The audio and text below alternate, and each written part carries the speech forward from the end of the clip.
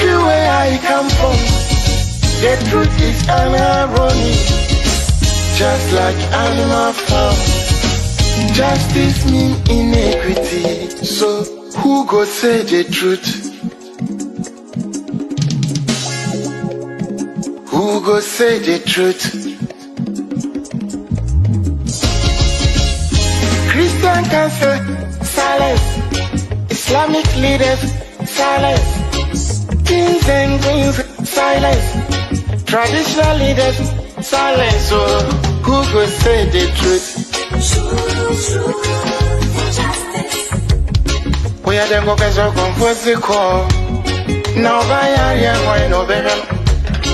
We are the workers who confuse the call. One guy's area, why no better? Who go say the truth? Who go say the truth?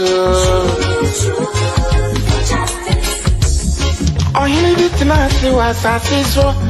Now your friend on a nine come at them. Only papi obeka nice and yeah. So I want one bet you two. Everybody was afraid. And until I learned to my quantity again, once my board dumping one and I cheat. But who go tell the truth? Nanai or say me. Nanso bien person beka wasam because everybody is afraid. Anya safwe muayini.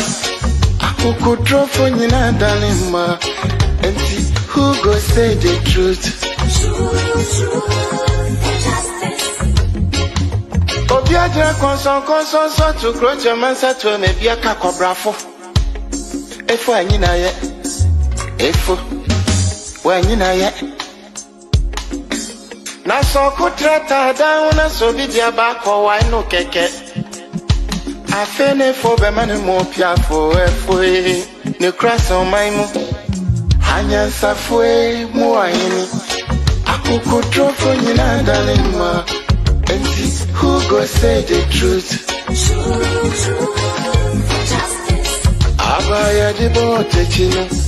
Yedi bi bebo nyande bi. Kachisa would your mouth pipinuma. Would your mind never shine a preference? But who go tell the truth? TUC, silence. Even journalists, silence. So then who go say the truth? Right is right. Wrong is wrong. No matter how you justify. You say you wanna get rid of corruption. Someone want to help you. Now the person become your target. Jobless no they mean senseless. Poverty no they mean useless. One day them go resist.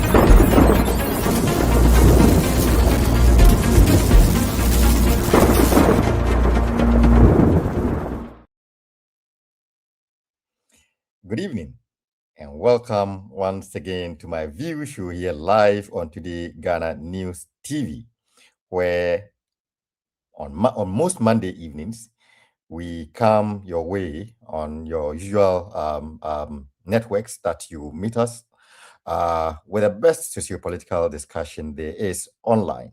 And today isn't going to be anything different. Actually, today is something that for most of us in the media, we love. And what is it that we love? We love controversy. Mostly for media houses, wherever there's controversy, there we are, because we like to report such things.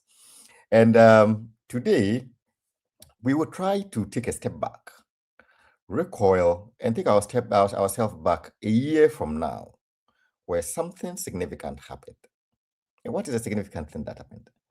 A year ago, the operators of the diamond gold fields, the tenure for their ownership had expired by then, and a decision was taken by the government through parliament to extend the operations of the then owners by 1 more year. But it was strictly made clear that the 1 year process was to enable the government to get new ownership for that gold mine. Well, a year seems far from the time when it's being set, but moving forward, that time quickly runs by. And here we are, 1 year from the time when from the time the extension was given, and that 1 year has elapsed. And true to its words, government have come up with a new ownership for that gold mine. Everything seems normal at this point. Nothing is strange, nothing is new. So where is the controversy? And why did I say that we have controversy? It only starts to become a controversy when you bring in the new owners to whom the gold mine was awarded to. And these owners are none other than engineers and planners. You see it now. You see where we are going. Well, if you don't get it, a little about engineers and planners. Engineers and planners are owned, or it's a company that is owned by Ibrahim Mahama. Yes, the famous Ibrahim Mahama, the brother of the current head of state of Ghana. And that is why it has become controversial, because it does appear in the eyes of some people that there may be some underhand dealings. There may be some people say conflict of interest. Some people say the appearance of conflict of interest, and what have you. But is this really a controversy? It is something that should agitate people's minds, considering the track record of engineers and planners. Or this is a storm in a teacup. Well, I have questions, but I don't have answers. But fortunately, I didn't come here to tell you about my questions. I came here to ask my questions, and I came along with someone who has answers to my questions and who would help you and I, you, the listeners, or the one watching us, and myself, to understand this and see where the problems are or where the problems are not, so that at the end of this show, all of us come out at the other side better educated and more enlightened about the procedure. And so for today's show, we are fortunate to be joined by Mr. Mike Zing. Mr. Zing is the president of Pro Forum Russia chapter, and if you are a regular listener or a regular viewer of the show, you might have come across him here and there. So considering the fact that he is not new to the show, but we still welcome him all the same. So Mr. Zing, welcome to today's show. Thank you. Good evening, and thank you for having me. Good evening to your cherished listeners and viewers all over the world, and good evening to yourself. And it is an opportunity to be here to also share my views on national issues. Let me be quick to say a very good evening to the leadership of the party back in Ghana, the President of the Republic, His Excellency John Dramani Mahama, and also the National or Global Pro Forum.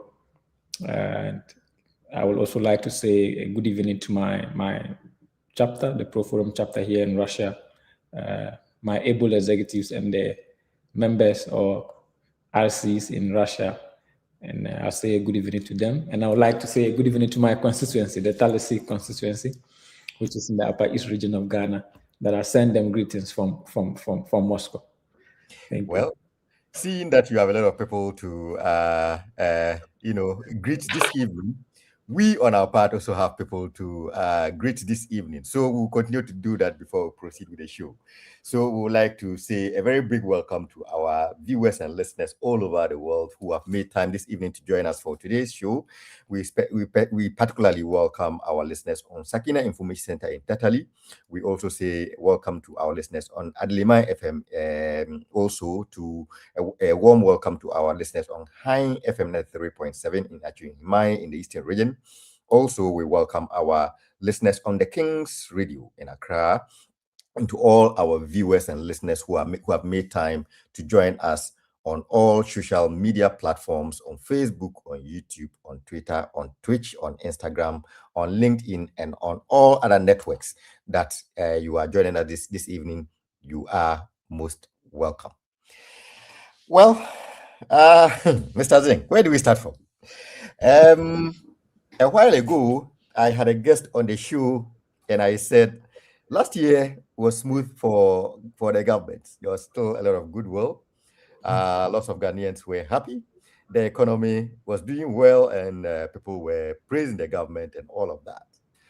Well, not much has changed. The economy, the indicators are still quite good, but it seems, well, people are beginning to hold the hands of government to the fire these days, and people are beginning to ask critical questions of your government. It does appear that the honeymoon is well and truly over now, and your government is under huge scrutiny. Is this fair, or you think that you needed more time? The government needed more time to settle. Yeah, thank you very much. I think, there was never honeymoon in the first place. Why do I say so? Because when the government took over office, a lot of things were not quite good. And, the economy was, very bad. A lot of indicators were not performing as expected. So, in fact, the second James administration never had a honeymoon. They had to just start working immediately. Immediately power was handed over to them. So I don't think we had honeymoon at all, because we had the first 4 or 5 months was the stage where we're putting things in place, trying to restore the economy, salvage the country from the doomsday that was about to come. Also trying to put the financial indicators, or let's say macroeconomic indicators, in place and all that. So the government never had any honeymoon from the beginning. It was the goodwill of the government that actually brought us to where we are today. So if you say honeymoon, I guess probably we began breathing properly after we realized that things were moving quite smooth. So we had some kind of drive, but it was not a honeymoon. And of course, people are, right from the beginning, people started criticizing or even holding the government accountable. And this is normal of a democracy. And Ghana is a democracy. So we expect, or we hope, we want to see these things, because if you are a government that you don't have a strong opposition or strong elites who are able to criticize whatever you do, or able to scrutinize everything that you do, then you think that you are doing better. But even whilst you are performing better, there's a need to do more. And so we don't see this as probably people trying to, or maybe our goodwill being over or not. No, that's not the case. We see all these things as a good points, or let's say stages where we have to listen to the public. We have to listen to whatever is happening in order to perform even better, or in order to do what we're voted to do. So there's no honeymoon that is over, or we are not thinking that people are over criticizing or probably being very critical about what we do. We expected this to happen, and it is happening. And even the more it happened, the more we learn from it and improve better. So that's this is normal. It's refreshing to know that it's something that you are not taking lightly, and it's not something that the government is taking as though they are being harshly being done by, but is embracing the challenge and trying to rise up to it. I remember sometime last year I was listening to a show, and Honorary Vice President of Imani, Kofi Bentel, said that that the scandals were being brewed, and that after the first year in governance, that we were going to start seeing the scandals pop up, because the ministers were now learning how to maneuver their way in the system, and that after 1 year, we're going to start hearing the scandals. Well, it does appear we have one now, with this case of the diamond gold mine. I tried to give a short overview of it at the introductory stages of the show. But what is your understanding of the situation? Give us your baseline understanding of the situation. Then we can interrogate the case further. Well, it's quite surprising for you to say that it's a scandal, or probably it appears to be a scandal, because I don't see any scandal here.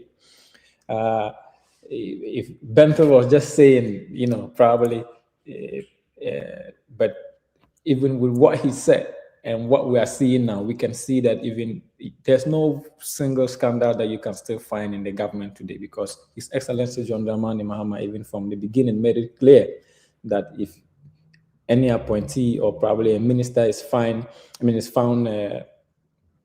guilty of, committing some crimes or involved in some kind of scandal, he'll be dealt with. And we haven't seen that happening. So with what is happening now with the Diamond Mines, because of the involvement of Ibrahim Mahama, I don't see this to be a scandal. But it is important to put things into perspective for people to understand. It is a scandal to people who do not have much knowledge about why Ibrahim Mahama is in the picture today. But if they are able to listen or probably read more about the transition period, why the Diamond Mine is being transferred to engineers and planners, they will appreciate the issues much better.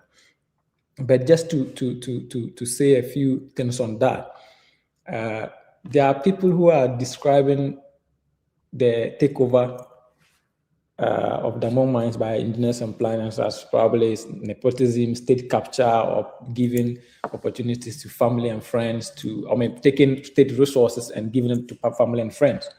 But they are right. They are right because it is the brother of the president in the picture. Because if it was just an ordinary person, nobody would have thought of this. But because it was the brother of the president, people wanted to, understand. We had issues with the previous government because, for example, some contracts were given to family and friends. We can talk of the issue of His Excellency Akufo-Addo's daughter that we criticized, that he was awarded a 25 million contract to paint interchanges, or let's say streets in Kumasi and all that. We can talk about the brother of the past Vice President Mahmoud Bawumia, who was awarded about 218 million rehabilitation contract, I think somewhere in Sunyani and all that. All these things came into the limelight. So it is not a problem that people are criticizing or saying that this is a crisis. This is a scandal. But we need to understand why this is not a scandal. First, the Diamond Mines, which had a 30-year lease, which was leased to Goldfield, which is a South African mine. And so it was a 30-year lease, a South African big mine who took over. And they began operation, I think, in 1997. And so the 30-year lease actually expired in 2025. And they wanted to renew this lease.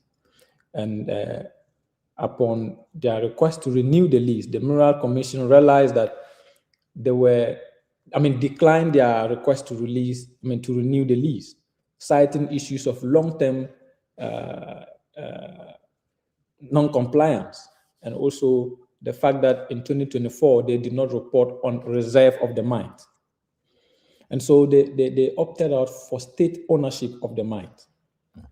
And that brought us to today. So they opted out for state ownership of the mines. Then government decided that, okay, this was actually a good idea, that the government should take ownership of the mines to ensure that they manage it properly for the benefit of the ordinary Ghanaian. In that request, the government made sure that they called for, Ghanaian, they restricted the tender to only Ghanaian contractors who are 100% I mean, contractors who owns the mines in Ghana, 100% local ownership to take over. So about together with engineers and planners, about 4 companies applied. So engineers and planners is one, Maripoma Mining Service Limited. Also, we had Health Goldfield, and then we have another one, Votec Gold Mining Services, like that. So all these companies applied, or let's say tendered in or bidded for the contract to manage, or let's say control, the diamond mines. Upon evaluation, which is being reported by the Mineral Commission, both the technical and financial evaluation brought engineers and planners on top. They scored about 33.15% in the technical and financial evaluation of the bid, and they were awarded the contract to take over. And this is actually clear. There's no, of course, many people cited issues that it was rushed. There were issues of breach and all that, but the Mineral Commission cited clearly that this was a merit-based analysis, or let's say evaluation, that has given engineers and planners the opportunity to take over this mine.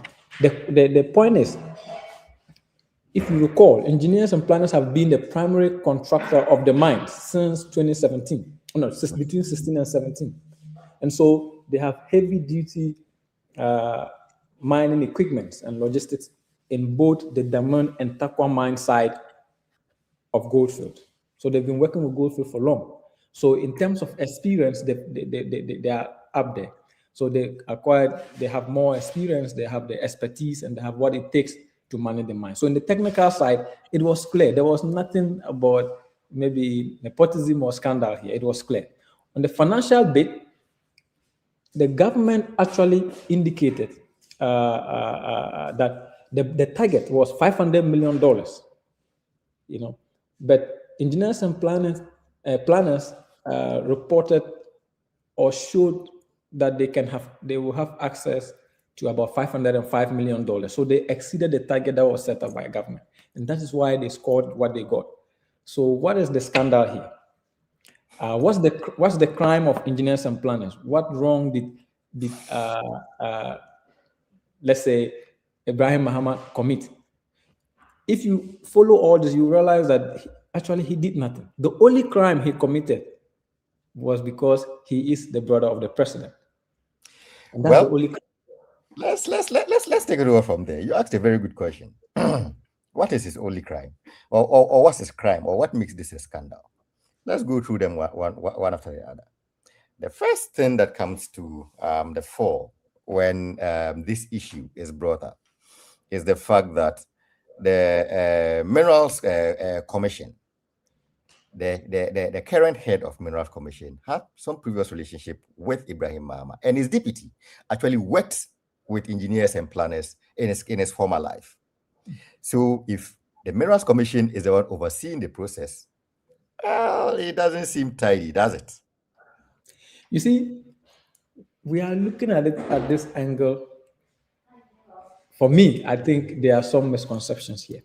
The Mineral Commission, we're not the only organization that sat on the commission. If you understand mining issues, before they give you, for example, a lease, or let's say they give you a concession, they form a commission, and the commission sits on all the documents you've provided, the technical, geophysical, all those things, to go through your documents, and they will now be able to give you the final verdict, probably approve it, or maybe if they have some query, they will give you the query before it goes to the lands minister to assent to it, before you are given the opportunity to go ahead and work in that particular concession.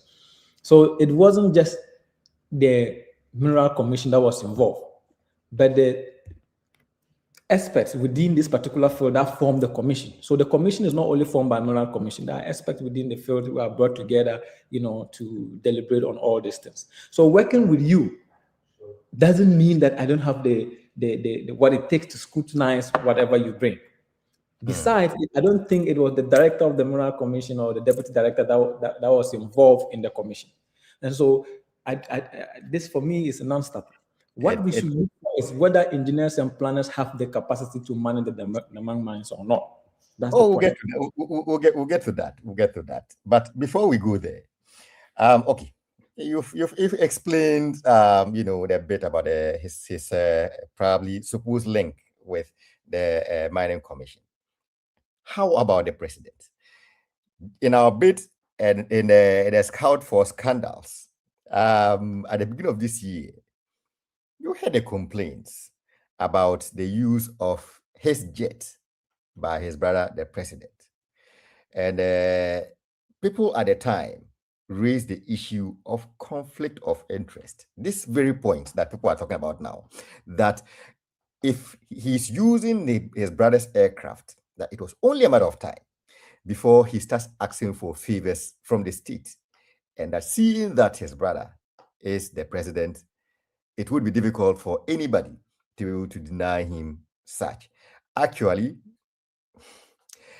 some people actually said that that it was out of such assurances that he bought a new aircraft for himself, because he knew that he was coming into new money. So he could afford to buy a new jet and convert his previous one into an air ambulance.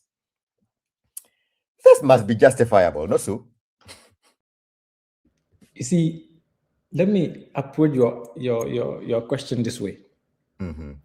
One thing we should understand first is that NDC did not make Ibrahim Mahama. That's one thing we should know. Ibrahim Mahama is an established businessman, with or without NDC. And the records are there to show. He's been performing very well, whether MPP or NDC. In fact, some years ago, he said that, in fact, he makes more money when MPP is in government.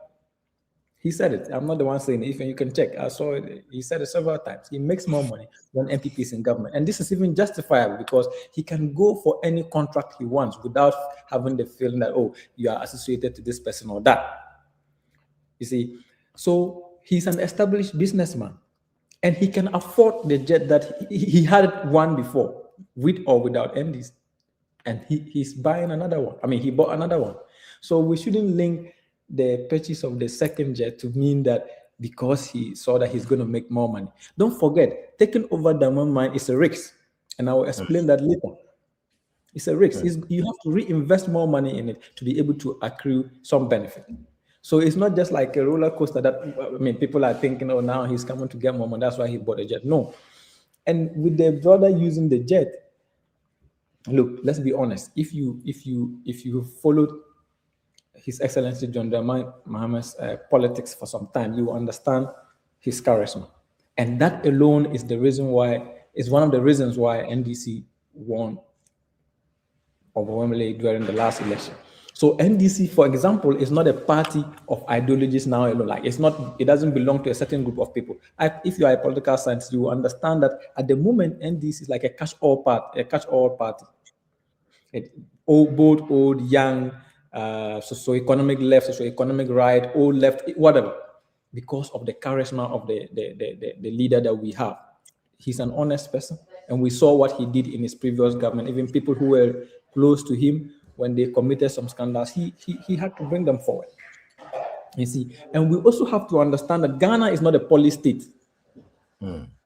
Ghana is not a police state. That expectation, or let's say that notion everyone has that the government controls every part of the country, for me, it's erroneous. It's not a good idea. Government is there to create the enabling environment for state institutions to function. It doesn't mean that government has control, like can just call on institutions, they do this and they do that. No, that's why we have technocrats in each and every institution. The ministries, the agencies, we have technocrats. And if the technocrats do not rotate just like politicians, no. The governments will come and go, but technocrats stay in the position that they perform. And this was a job that was done by experts. So linking the usage of the private jet by the president to the fact that it was an opportunity for the brother to get favors, I don't think that that's a right thing to do. But you see, let me take you back. Mm-hmm. Ibrahim Mahama taking over the Mang Mines is not something that was initiated today. Read the news. It began in 2024 when His Excellency, the former President Akufo-Addo, was in power. Actually, they initiated the process. He almost took over the mine in 2024, the acquisition of the mine by Ibrahim Mahmoud in 2024. So it's not something that just began because the brother came into power. Even when the brother was in opposition, there was processes in place for him to take over the mine. So this just came in as probably an opportune time for him to take over the mines, but it's not something that just started today. So we should be able to differentiate between the usage of the jet, and also his works as So, Ibrahim. from your narrative, it does appear that we are trying too hard to see things that do not exist, and that we are trying to make a mountain out of a molehill. Exactly. We are focusing more on the political. The political dimension of the conversation is gaining considerable attention that it shouldn't have gained in the first place. But it's normal. I understand these things. You see, we did probably, they are considering what happened in the past, but we had legitimate reasons to raise concerns. If we compare Baume's brother's case, the money was paid to him. Was the contract executed? $218 million rehabilitation project around Sunyani. Was the contract executed? No.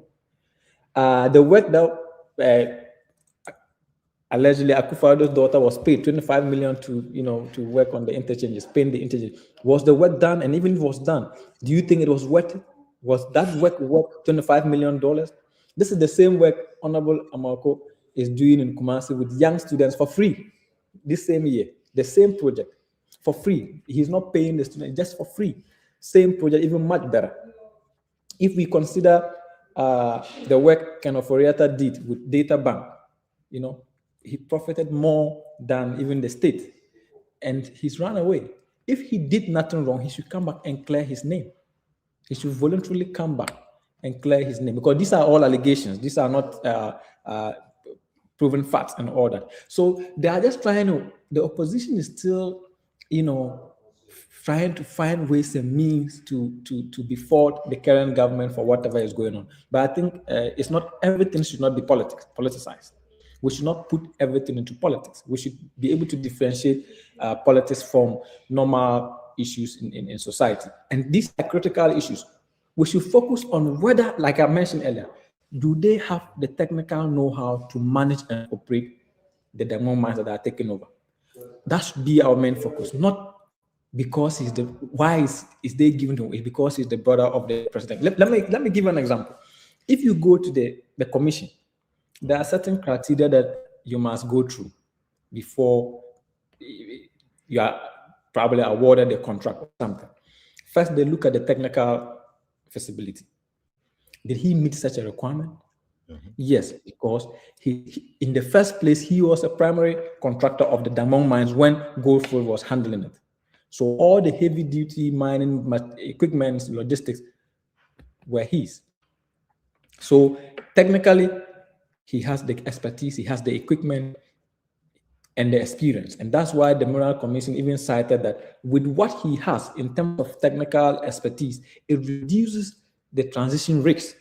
So that makes him even better, because if you are going to give it to a new person for him to move his goods and so on, and that reduces the risks involved in transition. So this one's, the equipment remains there, both in Damang and also in Takwa. When you look at the financial feasibility, did he meet the requirement? That's another point. Yes, because the target of the government was $500 million, and he showed that he can get access to $505 million. The financial side is also met. So there are a lot of things that comes into play. So if you are looking at it like on a playing field, he met all the requirements to be given that opportunity. So why should we link politics? We should look at the technical aspect. Yeah, looking at the technicalities, there is, the argument that, there's ownership and, the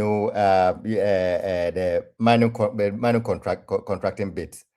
As you said, engineers and planners as to mining contracts. That's not new. They've done it in Africa. They've done it in other parts of Africa, and they are doing it in several mines in Ghana. However, for managing the mines and being the managing owners of the mines, this is a new area for them. And so the argument that is made is that lots of emphasis should not be placed on, the mining engineering part of it, because at this point, what was being sought was a managing owner. And like mining is not just about the heavy duty stuff. We've got other components of it. Of course, you first of all to qualify people there to be able to the ability to generate resources, money. To invest in it is key and it's important. And second of all, you have the chemical side of it. After the mining, the chemical component to be able to refine it to some degree to a level for it to be able to sold. And that engineers and planners have not done before. Admittedly, they would need to also contract other people to do the bits that they cannot. So if that is the case, people's argument is that should the emphasis not have been on the experience level of being a managing owner of a mining company rather than the contracting part of it? I think. Thank you. You see, let me correct some issues here. When you are contracted to manage a certain mine, who perform the role? The contracting entity, right? So what shows that you cannot manage the mine yourself? If you contract me to perform a task for you and I execute it for you under your guidance, or let's say your watch, what shows that I cannot run that particular task by myself? You can check online. The biggest mining and construction company in Ghana, locally owned. The first that comes is engineers and planners. They have what it takes to do it. So let's not be deceived that they don't know this side, they cannot manage the chemical and whatever side. No, for me, that should not be in the space. Engineers and planners has been in existence since 1997. Yes. You see, first they began as heavy, contracting equipment and all those things, and they wave into the mining field. So they have the equipment, they have the expertise, they have the people, the engineers who can do all these things. You see, so if someone is trying to say that because they were contracted, they were not managing the mine themselves, I think that's not the right argument to make. You see, my concern is not about whether they have or not. My concern is whether they have enough data from the mining side that they are taking to be able to work or replace what they are coming to do. Look, I read a report by one geologist, one Ghanaian geologist. He's called Kweku Debra. And he raised some important questions, some important technical questions, which I think engineers and mine planners should take a look at those questions. You see, first he asked that we should be concerned more whether there's sufficient exploration, drilling, and subsurface mapping in place. That's in the map, in place to give the company that is taking, the new company that is taking ownership. You see, the granular geological data that is needed to operate the mine. The Damang mines is in Takwa and Damang is so 5 pits in all 5 pits. So whether they have this data to be able to manage. So if the data exists, then it is a good. The reason why this question comes, is very important is because in 2025, the Damang mines, that's Goldfield, provided a feasibility report, you see, on the mining side. And in the feasibility report, they stated a few surface information. They stated that they think the mine can still be sustainable in the next 9 years. Okay. And it has, for example, within its space, the mine has about 100,000 to 150,000 reserve, as always reserve within the mine, which will require about 600 million United dollars as capital. You see, but when I read the report, I realized one thing, that data of this nature does not exist. The data on exploration, drilling, and subsurface mapping, it does not exist in the report, unless probably I didn't read it properly. But that does not exist. But if we don't have this data, it raises uncertainties about the ability, the technical and operational management of the mine that will take over. And the reasons are this: one, there will be issues regarding the grades, the fine grades. The grade control may become very difficult if you do not have this information. Second, there will be issues when it comes to mine planning. So mine planning may become unreliable because you do not even have enough information to determine which of the mines to plan, what to do, and what not to do. And the third issue is that if the mine planning become unreliable, then the resource model will become very problematic. Yeah, sure. Because you have a model, a financial model that you want to see that at this stage you do this. So if you're unable to plan properly, then the financial model becomes problematic. And the last but most important thing is that if you do not have that information, your short-term production target will be very difficult to forecast, especially with confidence, because you do not even know whether you have the right equipment, or let's say the right data to be able to mine. And this data does not come easily. You need to contract people. Of course, you may have, at this stage, they may not have the data, but when they take over, they will need the geologists to conduct all this. They have that already. But at the point where you conduct the study and realize that this information is not up to speed, what do you do? These are the concerns that people are raising. This is the technical concern, and these are legitimate. Look, let's not try to hide it. The Damang mines, for me, is like a defunct mine. It's clear. Because over the years, if you check on their reporting, over the years, they've been reporting decline in reserve, but rising cost element. So the reserve have been ore and gold or whatever has been reducing, but the cost is higher. So if they are reporting decline in reserve, it tells you one thing, that the mine is approaching its economically accessible zone of ore. And if it is approaching its economically accessible zone of ore, any company that is taken over will have to reinvest huge sums of money. One, either to reach deeper zones or area of ore, or two, to probably extend the pit cells, okay, or the pit cells of the mine to a lower area of grades. That's one way to be able to salvage the mine. So anybody taking over this mine, that's why I said engineers and planners taking over the mine is a risk. It's not something that is like on a silver platter that, oh, you are going to make more money. No. And they are just taking it for 10-year period. Looking at all this, how many years will it take you to plan, to be able to diversify, to be able to expand, or probably reinvest more money to get to what you want, when you know very well that the mine is reaching its probably economically accessible zone of ore?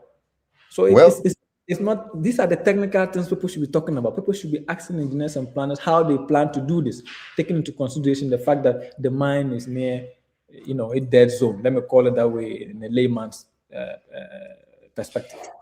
Well, I mean, as you said at the top of the show, you did say that it was a risk.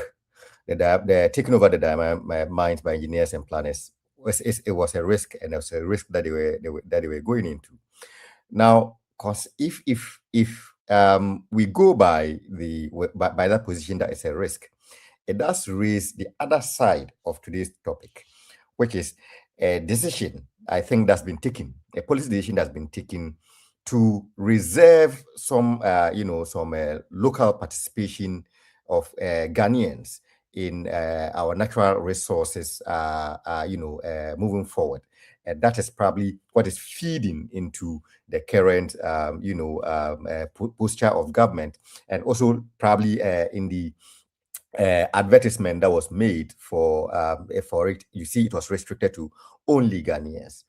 Well, so that raises the point about whether this might be a good approach to encouraging local participation in the Ghanaian economy and encouraging Ghanaians to take over what we call the commanding heights of the Ghanaian economy. We would visit that part of the conversation when we come back from a break. So we'll go for a break. You take a sip of water. We take some messages from our viewers and listeners when we come back. If you are listening to us this today, this my view show on Today Ghana News TV, and this evening we are discussing the diamond gold mine as to whether this is a case of nepotism or conflict of interest, or it's a case of empowering local participation in the mining industry in Ghana. And our guest for today is Mike Azing, who is the president of NDC Pro Forum. We'll go for a short break. We'll come back, take your comments, and then we'll conclude the show. Stay tuned. Welcome to Beyond Makeup, where beauty and confidence are taken to a whole new level. Here, we pamper and take care of you like royalty. Enjoy our gentle waxing, refreshing facials, and soothing massages that melt away stress and leave your skin glowing. We also offer professional makeup services, manicures, pedicures, durable nail extensions, and perfectly sculpted ombre brows. We give you the most perfect soft lashes that highlight your natural beauty. At Beyond Makeup, every visit is more than just a service. It's an experience of care, elegance, and transformation. Locate us at Chado Last Stop or call us on 0559 933 505 or 0506 474 911. Follow us on Facebook, TikTok, and Instagram. Beyond Makeup, your journey to wellness starts here.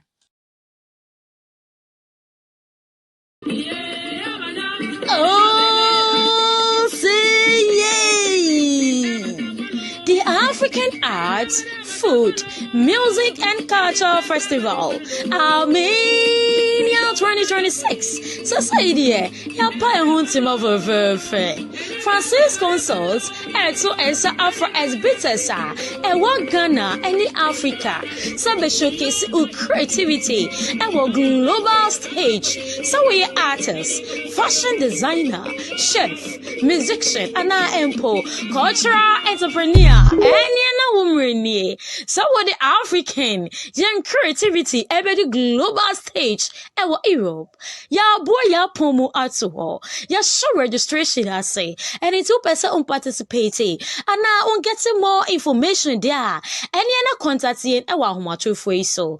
+374 558 508 11 and +233 542 545 815. Following our Facebook, Ope and Sembisa Ana Bibi Piata Efaye Hon. Ubetimi I email and so ewo African Cultural Festival 2018 at gmail.com. African Arts, Food, Music and Culture Festival, Armenia 2026, made of way. Africa on display, culture without borders. Yeah, that was it,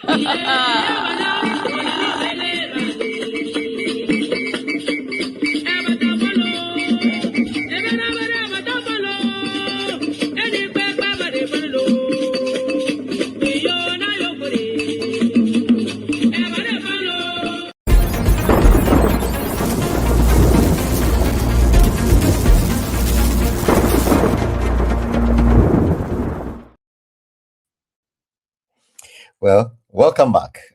If you are listening to this show on whichever network that you are joining us, this is my view show on Today Ghana News TV.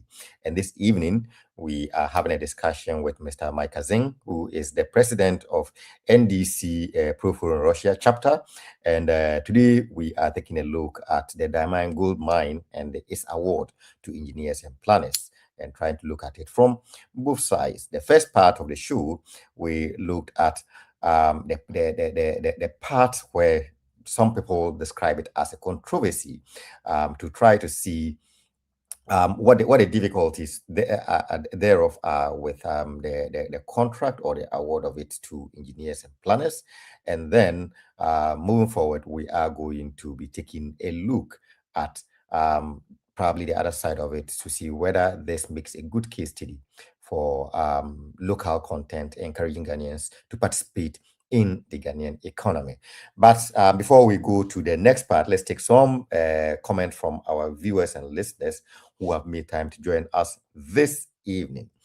NDC Diaspora Union, you say, good evening, comrades. I salute you for the job you are doing for our great party and the country. You are watching from Amsterdam, Holland. Thank you very much, NDC Diaspora Union, for always making time to join us. Another from you see, Ibrahim Mahama is qualified to do the job. He is well. Definitely deserves it. Greetings from Sakina Information Center listeners in Tatali, Northern Ghana. We are saying thank you to you and to all the viewers of Sakina Information Center for joining us. Sikapa TV, you say Ibrahim Mahama has not committed any crime. There was competitive tendering and he won on merit. Good job, Mr. Zeng. You are watching from Jumapu near Koforidua. Thank you very much for doing the watching in Jumapu near Koforidua. The next one is Lady Mal _2. You say good evening and you are watching from St. Petersburg, Russia. You are watching your favorite show on Twitch. Thank you very much, Lady Mal _2, for always joining us on Twitch. We are happy to have you every evening. Jefframa TV, you are back again. You say good evening and greetings from Rara. This show needs to be repeated. It is very educative. Thank you very much, Jefframa TV, for making time to join us. We are happy that you are really enjoying the show and that you want it to be repeated. All right. So,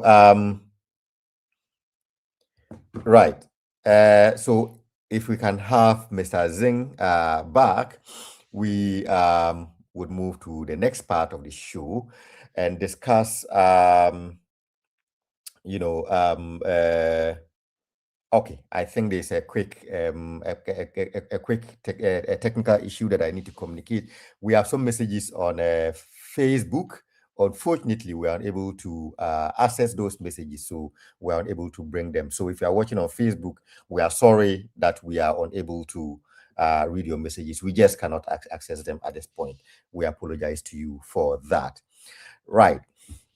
So the other side of the conversation, hosting this show for some time, we have analyzed the economic data of Ghana for quite a while. And one thing that has come up over the period has been the fact that every year, around the months of February and March, inflation seems to shoot up. And the exchange rate in Ghana shoots up accordingly. And economists who have explained this have attributed this to the fact that for most foreign companies that operate in Ghana, this period usually marks the beginning or the end of their financial year, especially the Chinese companies, and the beginning of a new financial year. So most of these companies have to repatriate the monies or the monies that they earn to their mother companies so that they can declare profits over there. And this has had a chokehold on the Ghanaian economy for quite a while. So the counter argument has that has been put forward is that to avoid this, well, among many other strategies that ought to be considered, one would be to have Ghanaians play a bigger role in the economy. That way, the money gets to stay in Ghana. It doesn't go anywhere, and then it gets to be circulated in Ghana. And that, Ghanaians, they are invested in Ghana, not just to make profit, but because that's also their hometown. They have nowhere else to go, and that the money will stay in Ghana, and the economy becomes better off. in your mind, do you think that this is probably what is informing decisions like this that are being taken to award such significant projects to Ghanaians? Thank you very much. And let me say that this is very important, and this was very important during the campaign period. His Excellency, the President, made it clear that Ghana belongs to Ghanaians. Despite the fact that we are open for business, we expect that when business activities are taking place, the ordinary Ghanaian will be better off. So the research agenda includes some of these things to ensure that Ghanaians take opportunities that are within the country and then improve the livelihood of the ordinary Ghanaian. And if we take, for example, the handover of the Demong mines to Engineers and Planners, it's actually the first, if I'm not mistaken, the first ever in the Republic of Ghana where 100% locally owned company is taking over a major large gold mining sector or field like Demong mines. And this is actually a step in the right direction because it brings about indigenous ownership and management of the natural resources that we have, which actually contributes heavily to the development or growth of the economy. And I don't want to just say a lot, but we can see what Go Board is doing. Go Board is just an agency within the extractive sector, and the management or the work that Go Board is doing is contributing to improving the economy, especially when we talk about the exchange rate. So it has contributed in making the exchange rate stronger to put up a fight against the major currencies in the world. We are not arresting it. We are just strengthening it so they can have. Just to paraphrase His Excellency the President when he was giving his honor speech in Parliament. Yeah, but this is one of the steps. We can also see what is happening with the big push project in the road sector. We are looking for local contractors, not the wheelbarrow contractors, but local contractors who have pedigree, who have the experience to do some of this job. And it's very important. It is something that we should have done long ago. You see, the over-reliance on foreign aspect, or let's say companies within our domestic field, is not helpful. Number one is that they control the activities that we run within that particular sector. Look in Ghana, the Chinese are all over the mining fields, and they come along with their aspect from China.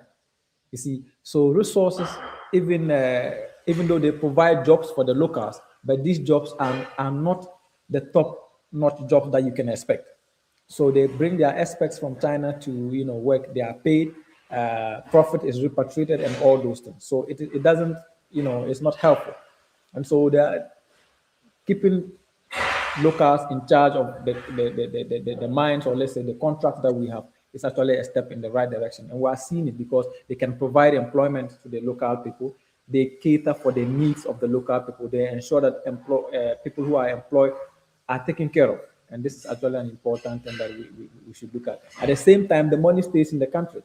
The profit accrued from the mines or from the road contracts or whatever, or the dividend accrued, stays in the country, and it is used for the development of the country. So the state is playing a role in ensuring that they keep this working or keep this going, to ensure that local people are involved, not only in the mining field, but in every sector. We should have more involvement of the locals or the indigenous people, first to learn and gain experience in the field, at the same time to also contribute what they have to the economy. We should not just rely on foreigners. I'm not against foreign involvement in our economic sector. I'm not against it, but I am not in support of the fact that the foreigners should lead the world while we, the locals, are just at the back. I don't think that is a good thing. As a local firm, you can contract probably people from outside to work within your field, no problem. But at least we know at the end of the day, it is a local firm that is in charge, and we can hold you accountable if things doesn't go well. There are instances where contracts are given to foreigners and monies are paid for that, and at the end of the day, we see no work done, and it's even very difficult to track some of these things down. But if it's a local contractor, you are able to track the person down, you are able to hold him accountable for whatever he's done. So I think it's a step in the right direction, and we should dictate the pace we should ensure that we have more local involvement in all that we do. Well, it does like I said at the top of the show, it does appear that the previous policy of the automaticity in the renewal of the leases of mining firms after the expiration of their license has come to definitely has come to an end, and probably this is the first step in that direction. However, one thing that lots of people say about Ghanaian businesses, especially in relations to this particular the award of this contract, is the fact that as a country, Ghana does not have a track record of growing and grooming companies that last for long periods of time. That most of our companies die along with the founders after the founders pass, the people who found them pass away. And for an industry like the mining industry, these are long-term investments, and that these are companies that need to survive over the long period. If you look at the history of mining companies, most of them date back 200 years, 150 years, and in that case, they're able to make sustainable investment with that ensure the long-term survival of the company of those companies. Is this something we should be worried about, considering the past, the track record of the country in not being able to sustain its companies? That in moving into these spheres, in case we don't pray for it, but it's inevitable that we'll all move on one day. In case a contract is awarded to a Ghanaian company, and the owner of the company happens to be no more, then the usual fighting over property happens, and then the company splits up, and then the company dies with the founder, in which case it would have meant that Ghana would have been running into trouble. Is this something we should worry about? Well, I think there are legitimate claims that people could think about, because, of course, we've seen such things happen in companies where, when the owner is no more, there are issues here and there. But I think it shouldn't be something that we should be fixated about.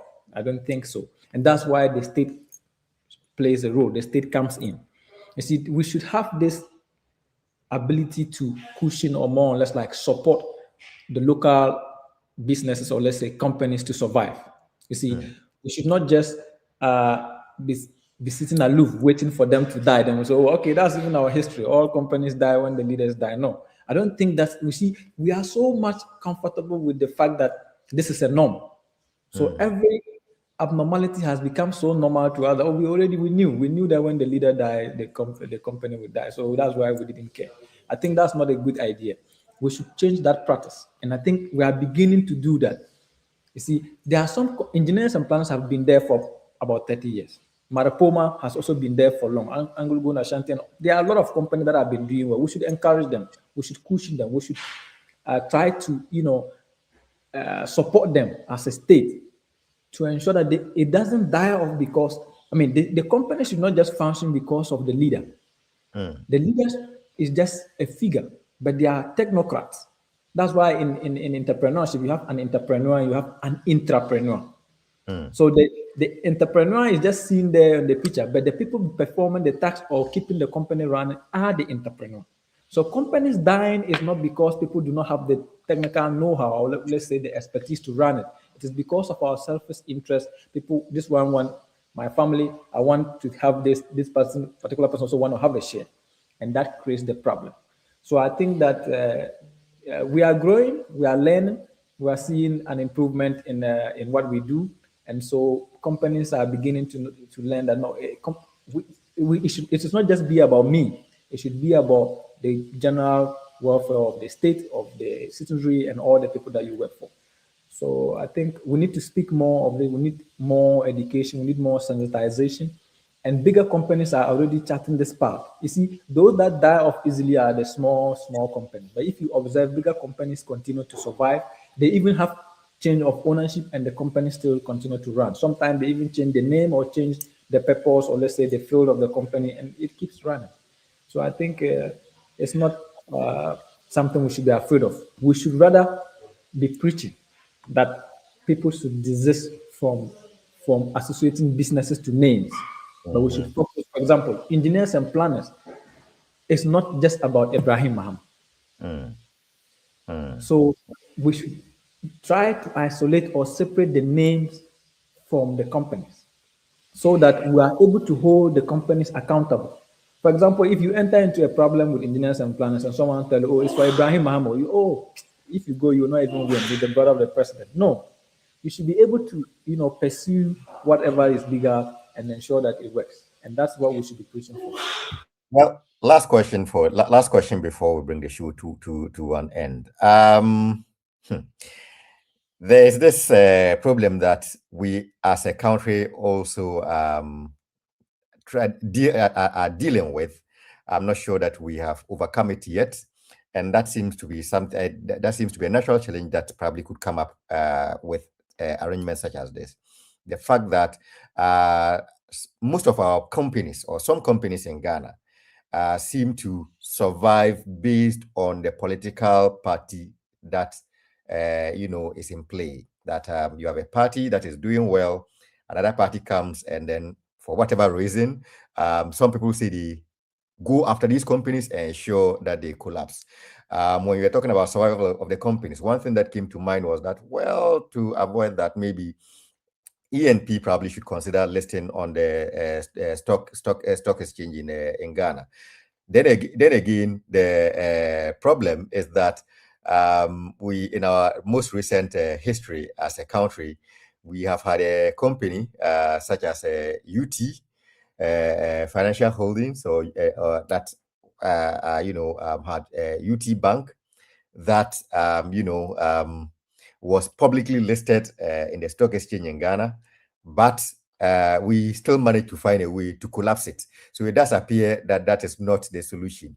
But is that something that we should be worried about? Maybe not worried about per se, but I think probably we all have a role to play. When I say we, not as mere citizens, but the owners of the companies probably who some of who rely solely on government contracts and their influence in government, and probably the governments that take over, probably so that they try as much as possible to, stay off companies and allow companies to thrive. Probably that is something that we all need to, consider, put our heads together to see how we can go about this. What's your take on that? Yeah, I think it's something that is very worrisome for sure, because if we link or associate companies to political parties, we are doomed to fail, because it means that if party A is not there, that particular company is likely to die. And so anytime there's change of government, we have some companies dying and some companies coming on. But let's not deceive ourselves. There are also times where political parties kill some companies because they believe that this company doesn't belong to this particular party. So we should not let this company strive. That's why His Excellency the President said the last time he was, I think, in a speech, he said that they were giving some of the big push projects to some contractors who are known MPP members. And some NDC folks were like, why are you giving contracts with this? When MPP was in power, they only focus on only MPP, so don't do this and that. And he said, are they not Ghanaians? They are also Ghanaians, and they employ Ghanaians as well. So at the end of the day, the Ghanaian win. The ordinary Ghanaian wins, not party A or party B. So we should be able to transcend our political discourse beyond just party lines to ensure that we are more focused on the ordinary Ghanaian and not just the political party. So that should be the path that we should be charting. And we are seeing it now that you don't have to belong to NDC or MPP for your company or for you to get a contract or something. So it starts from the political parties that when we come into power, we should not just be fixated about killing this person's business or putting this person here and there, but we should be focused on the work we are doing and do what is right. For example, in the last administration, we saw the collapse of the banks. Some of the amount of money we spent in collapsing the banks could have been spent to revive the banks. Even less. So what was the motive for that? So this is clearly a political, witch hunt or something like that. And of course, we were not just targeting the owners of the such banks, but even the people that they employed. Many people lost their jobs.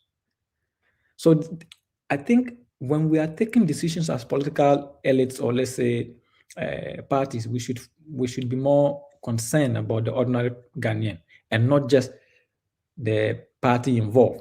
That will help us a lot. And I think we are beginning to see that if there's, even after change of government, people were expecting that some people should be fired from their positions. But we are seeing that it didn't happen. Even people who are known MPP people are even given some position, not because they are MPP, but because of the expertise they have. This is what we should be encouraging, that Ghana belongs to all of us. And whether MPP or NDC, when we go out there, we are all called Ghanaians. And so we should be able to look for people with the best, we should take our best foot forward so that they can keep the economy running. And that's what I can say. Wonderful. So I think this is where we draw curtains on today's show. But before we let you go, we'll give you a last bite. Is there anything that you would want to communicate finally before we let you go?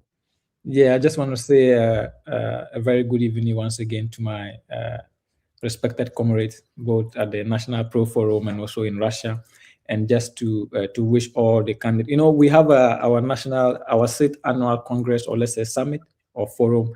That's Pro Forum, and 17th to 18th of this month. That's just this week, actually. And so in this forum, we will, our special guest of honor is His Excellency the President. Will be present in this forum in Accra. And I'm inviting all those who are watching and listening to attend the program. Also, we'll be having our national or global elections during this forum. So I want to take this opportunity to wish all the candidates best of luck, and that may the best candidates win. May those who have Pro Forum at heart, and those who can fight for the development or involvement of Pro Forum in the national agenda win the upcoming elections. Well, thank you very much, Mr. Zing, for making time to join us for today's show. We are grateful that you made time and that you took time off your schedule to join us. We know that anytime we call upon you, you always come to give us, a great and exciting show, and our viewers appreciate our viewers as well as we, we in Today Ghana News TV are grateful for your time. Thank you very much, and enjoy the rest of your evening. You're most welcome, and thank you for having me. All right. Yeah. So thank you very much to Mr. Mike Zing, who is the president of NDC Pro Forum Russia chapter, for joining us for today's show. Just as we also thank our viewers on Sakina Information Center in Tetali. Also, we are thanking our listeners on Adelema Information Center. Also, we are thankful to our listeners on High FM 3.7 in Achunhimai in the Eastern region. And we are also thanking our listeners on the King's Radio in Accra, and for all our listeners and viewers who have joined us on all social media platforms, on Facebook, on Twitter, on Twitch, on Instagram, on LinkedIn, and on whichever platform that you are joining us. We are grateful to you. So until we come your way again with another show, stay blessed, stay safe. God bless you. God bless our homeland, Ghana. Good evening.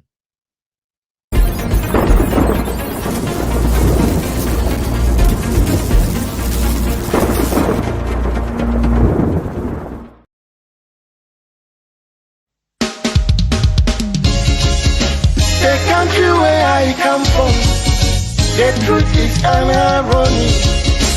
Just like animal farm, justice mean inequity. So who go say the truth?